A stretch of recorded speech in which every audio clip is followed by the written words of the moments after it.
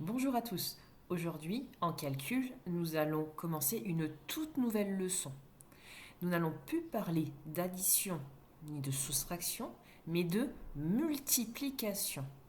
Et avant de réaliser des multiplications, nous allons aujourd'hui essayer de comprendre ce que signifie ce mot. Et pour commencer, je te propose un petit problème. Il va falloir que tu retrouves le nombre de carrés de chocolat qui se cachent sur cette image.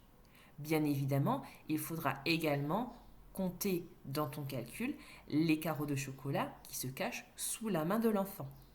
N'oublie pas de mettre la vidéo en pause pour trouver la solution.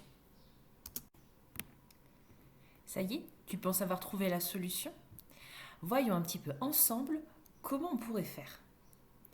En regardant l'image, la tablette de chocolat, on peut apercevoir sur la droite qu'il y a déjà une colonne de 3 carrés de chocolat. On va déjà comptabiliser cela.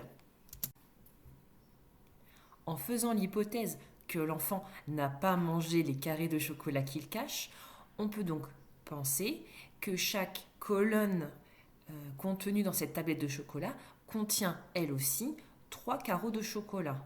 Nous aurions donc 1, 2, 3 et 4 rangées, 4 colonnes de 3 carreaux de chocolat. Il suffit donc ensuite d'additionner ces 4 colonnes de chocolat pour savoir le nombre de carreaux au total.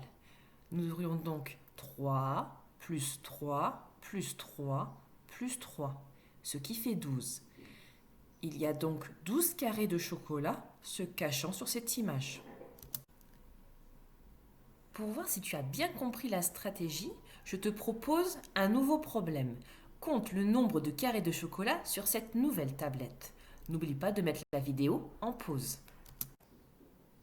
Si l'on reprend la même logique que tout à l'heure, chaque colonne de chocolat contient ici 5 carreaux de chocolat. Il suffit donc d'associer chaque colonne au nombre 5, ce qui nous donne 5 plus 5 plus 5 plus 5 plus 5, ce qui, après un rapide calcul mental, nous donne 25. Allez, c'est parti pour un dernier entraînement aujourd'hui. Combien de carrés de chocolat sur cette énorme tablette?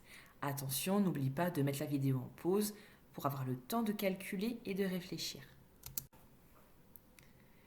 Ici, à nouveau, on peut observer que sur la droite, on a une colonne entière qui contient 8 carrés de chocolat. On va donc reprendre la même logique que tout à l'heure et additionner plusieurs fois 8 carrés de chocolat. Nous avons donc 8 plus 8 plus 8 plus 8 plus 8 plus 8. Ce qui, après un calcul mental, là je vous avoue, un peu plus long et difficile, fait 48. As-tu remarqué quelque chose d'étrange au sujet de ces additions que nous venons de faire aujourd'hui? Si on observe bien les 3 problèmes que l'on a résolus aujourd'hui dans cette vidéo, à chaque fois, il y a quelque chose de particulier. En effet, dans chaque calcul, on va additionner plusieurs fois le même nombre. Dans le premier cas, nous avons additionné plusieurs fois le 3. Dans le deuxième cas, plusieurs fois le 5. Et dans le troisième cas, plusieurs fois le 8. Ces additions sont donc un petit peu particulières et on les appelle des additions réitérées, puisqu'en fait on réitère, on répète plusieurs fois le même nombre dans le calcul. Tu pourras me demander, tu dois te demander sûrement quel est le rapport avec la multiplication. Un peu de patience, nous verrons ça dans la suite de la vidéo la prochaine fois.